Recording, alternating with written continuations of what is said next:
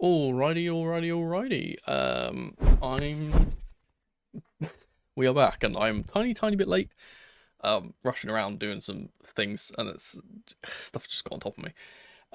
But yes, today is Chelsea versus Legia Warsaw. Second leg of that. We have a 3-0 aggregate lead. The other games are currently ongoing. They're at two of them anyway are at half time. I believe Fiorentina are 1-0 up. And I think the other game between Betis and Jagiellonia is 0-0 at the moment, but that's 2-0 aggregate, so we're looking out for those. The one that we're more concerned about, and our next opponents, which will either be Garden or Rapid Vienna, is on later today on the same time as ours, I believe. It goes on the same time, and that's only 1-0 to Rapid Vienna at the moment, so that could be in the balance. Let me just pop my chat out, because I've seen you guys are already in there, quick as ever. I forgot to do that. And I need to pause the stream. I'll tell you, I'm all out of sorts today. Not that I normally am. Yes, so the thing which is interesting about this game is that it is very much a freebie, as it were. It's a game which let's be honest, even if Legia Warsaw beat us today, I don't think there is any single way that they score more than 3 goals against us, regardless of who we play. In terms of who we're playing, in terms of our personnel. So there's that. Also, the light has just gone from my room because the sun's just disappeared behind the clouds. So there we go. It's now dark in here.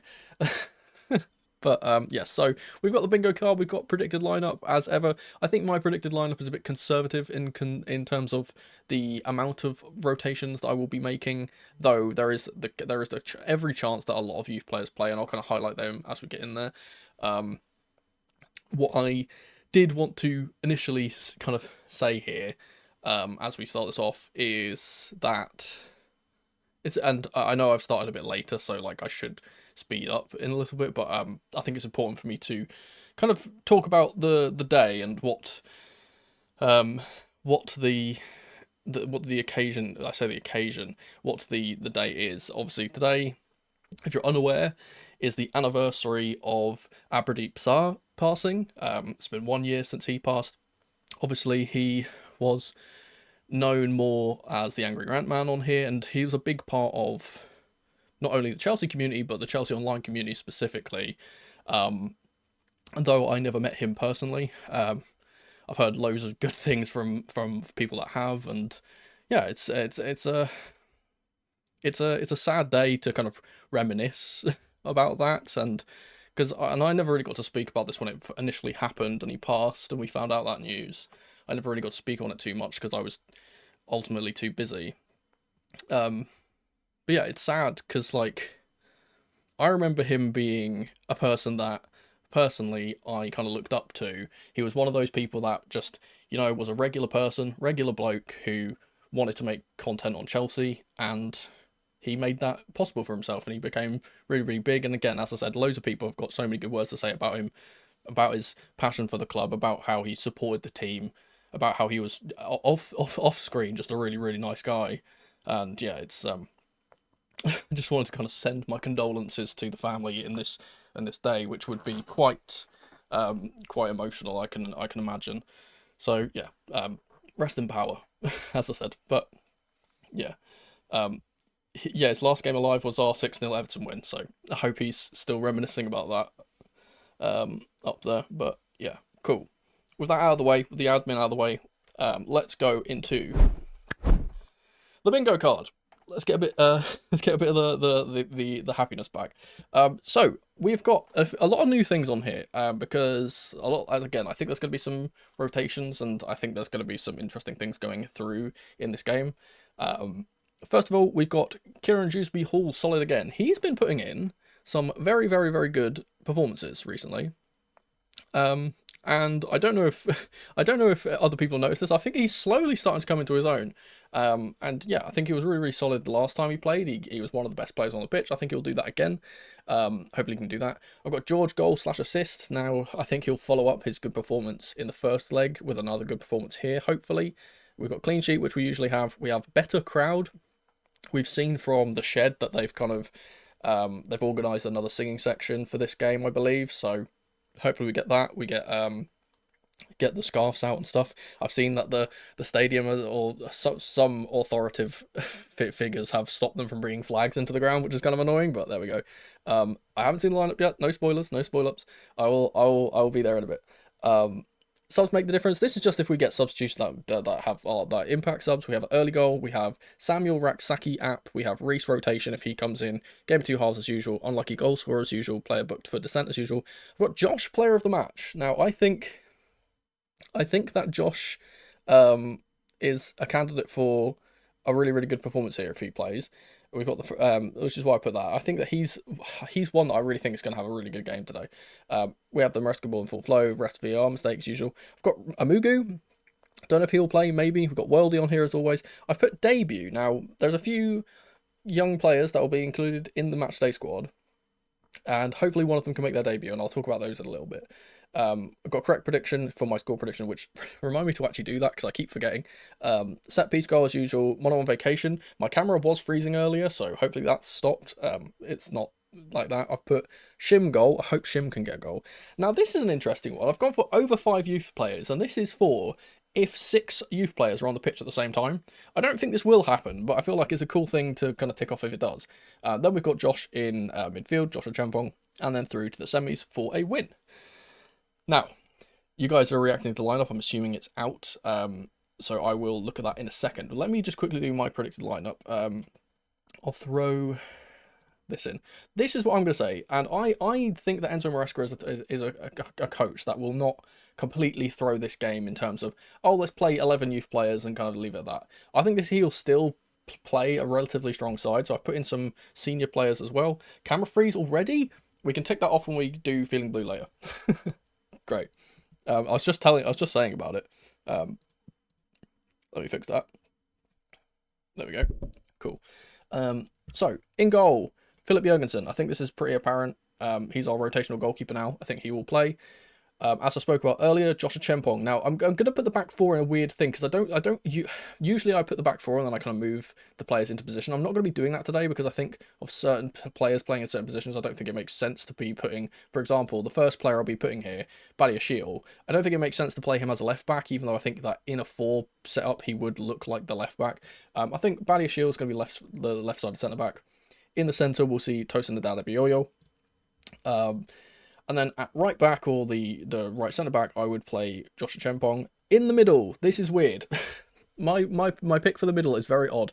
I think that we'll see hopefully Samuel Raksaki. I think it's a perfect opportunity for him to do this. And I think because of the way that Enzo can rotate, he'll go closer to the team that kind of played against Astana, which was a very rotated side. I'm going to be putting James in here as the kind of the supplement to him is the more kind of senior player, and on the opposite side KDH. In the middle, this is going to be really weird because I don't like him, but I think he plays better here, so I'm going to be biting a bullet and putting Christopher Nkunku in here. We've seen pictures of the dressing room, and I think I saw Nkunku's shirt already, so he's definitely in the squad at some point. And then the front three is going to be similar to what we saw in the first leg, I would imagine, with George playing on the left, Sancho on the right, despite Sancho having a very good cameo off the bench before and getting his goal, and then Shim up top. Now, I know, because obviously I pre-do these, I know that because of people talking about the lineup already, my camera is frozen again. I'm just going to deactivate it because it's going to annoy me otherwise. Because of people talking about the lineup, I'm assuming it's out. So let me check how wrong I was. And the camera's now gone because I'm not there. Let's get a look at this. Have they put it out on the actual Twitter though? Because last time they didn't. Yes, so they have. Okay, so we can pop that in here. I'll have to adjust the screen at some point. I know that it's going to be annoying. Boom, boom, boom, boom, boom. Oh wow! I've just seen one name that's very surprising. Firstly, I wanted to go through some other things as well because before I look at the bench and stuff, I wanted to talk about possible youth apps. Obviously, Isha Samuel Smith, I think, is one. Caden Wilson is one. Genesis Antwi is one. Harrison Murray Campbell is one. And Atto Amper is one I could possibly see playing today. On the bench, apparently, or in the squad at least, they said that Reggie Walsh, who's the 16-year-old, he'll be on again. Landon Eminalo will be in the squad. Obviously, he's the son of our old director of football, Michael, that is. And then so I believe one of our youth keepers, Jack Austin, I think he's in as well, maybe? I'm not sure. But those were the kind of the rumoured ones. So we'll see. Now I'm actually looking at it. We have Jurgensen, Achempong, Tosin, Badiashil. Okay, so I got the defence right at least. Kukureya. Oh, interesting. Kukureya, James as the two midfielders. Very interesting. Dewsbury Hall, Sancho, Palmer plays again. Very interesting. And Kunku playing behind Jackson. Wait, hold up. This is weird. This is really weird. Let me try and make sense of this of this team. So we've got Jackson, no Shim. Is Shim on the bench? Shim is on the bench. So is Raksaki. So is Antwi. So is Eminalo, and so is Amugu. So is George. Oh, George is not starting. That's a weird one. Really weird to see George not starting. But yeah, so Jackson's on instead of Mweka. Let's move him out of the way. We have Nkunku. Palmer's playing. Why is Palmer playing? That's a bit of a bizarre one. Assume he's trying to get back from his fitness. They're giving him a few extra minutes. So Palmer, we don't have George. And instead of who do we have instead of George? Sancho's playing. Oh, this is weird. So we've got Nkunku on the left, I'd imagine here. Nkunku on the left. Dewsbury Hall, we've got Kukureya. Where have I put Kukureya? Kukureya in the centre instead of Raksaki. Which makes me think that this is going to be really weird actually. Because with that, Kukureya is obviously playing on the left side, James will play on this right side, so he'll play as the holder, which means that KDH gets pushed more into the central role. And Palmer's going to be on the right side. So people that keep complaining that Enzo Maresca keeps playing Palmer on the left hand side, they're gonna enjoy this game hopefully because he's playing on the right. If this is dual tens, because it very well could be dual tens, and as it kind of progresses in terms of like how the team kind of functions, I would imagine what we actually end up seeing is Kukureya taking this really wide position, because I've spoken about this before. Our system is very positional. It's not very profile-y. It's not very like, oh, this player needs to be a specific, like a winger. This is just a wide player. So the wide player can come in here. He can come in a little bit more central. KDH will probably play as this box role, and then we get Nkunku and Palmer kind of playing as the 2-10s here. So we'll probably see, like in game, we'll probably see this. So like a 3-2-4-1. With obviously Sancho and Kukureya trying to get really high. In defence, obviously, we'll probably go back to like a normal standard back four. We could even see Josh getting further forward, but because we've already got James and Kukureya in here, I'd imagine he wouldn't be the one that inverts. I think he will just play as a right-sided centre back. But yeah, very interesting lineup from Maresca, and obviously I know there'll be reasons behind it. I think again, this is probably just to get. I would imagine this is to get fitness in the legs ready for Fulham. Obviously, we've seen Jackson not be too sharp in the previous game against Ipswich. Palmer again was not particularly sharp in the game against Ipswich. The rest of these are players that just need to keep fitness in terms of Europa League games. So I would imagine that we get 45 minutes of Jackson, 45 minutes of Palmer, and then at half time we see Shim and George come on the pitch. Or Shim and George probably coming on the pitch with Nkunku playing the full 90, playing in that kind of that 10 role when he shifts over after George comes on. The thing which is really interesting to me, we do have Walsh on the bench as well. I didn't notice him earlier. The thing which is really interesting about this is that this game is already wrapped up, so I wonder if Enzo Maresca might decide, hey, let's get one goal to completely put this tie so far ahead of them they literally cannot even think about coming back into this game. And then once that one goal is in, halftime we'll just make like all 5 changes and just play the rest of the game with youth guys on, because there's so many youth players on the bench that like it doesn't make sense to me bringing on like Pedro Neto and Madueke in a game where we don't really need to score extra goals. So it might be like, oh, George can come on instead. Oh, Mweka can come instead. Oh, Genesis Antwi can come on instead. He obviously plays on the right side. I'd be very surprised if Walsh gets off the bench. Obviously, he's only 16, so don't think that's going to happen. Landon might be an interesting one to come on. I think Amugu will probably come on as well. I did want to talk about the Legia side as well. I've got some notes here about the Legia side. So they played, apparently, this is just from reports. Obviously, I'm not a Legia fan, so I don't know. But according to what I've read, they played a really, really strong side in their last league game. So they're probably going to rotate players here, which means that they're probably not taking this too seriously, even though they probably, obviously, will still try and want to win the game. I don't think they're going to be putting out a very strong formation. For terms of like absences and stuff for that, absentees rather for them, they've got Ilya Shakurin, he's not registered. Mark Gual is a doubt, so is Bartosz Kaputska, he's still doubts due to injury. And they do have 2 players coming back from suspension, and I'm going to butcher these, I do apologise. If I apologise to anyone who's Polish who's watching this, because I know these Polish names, I'm going to do my best. They have Jan Zilkowski, he's not going to be there, and this one's, by the way, this next name, madness, absolute madness. This amount of letters should not be in the same thing, but I believe his name is Artur, his first name is Artur, and his last name is Jan Jicic. Jicic, I think is how it's pronounced. I could be completely wrong. But yeah, apologise for butchering them. Those 2 are back from suspension, European suspension, so they could feature. And as for us, obviously, we're still missing the same ones that we've kind of been missing. Giyu's not playing. Mudryk suspended. Kellyman's injured. Fofana's injured. Lavia is back in team training, but I don't think he'll play in this game. Of course, he's not in the squad. He'll probably be featuring for Fulham in that kind of game. So hopefully we get to see that. But yeah, that's the preview. We've got about an hour until kickoff. I will check. I think maybe have the other games in the league kicked off the second half yet.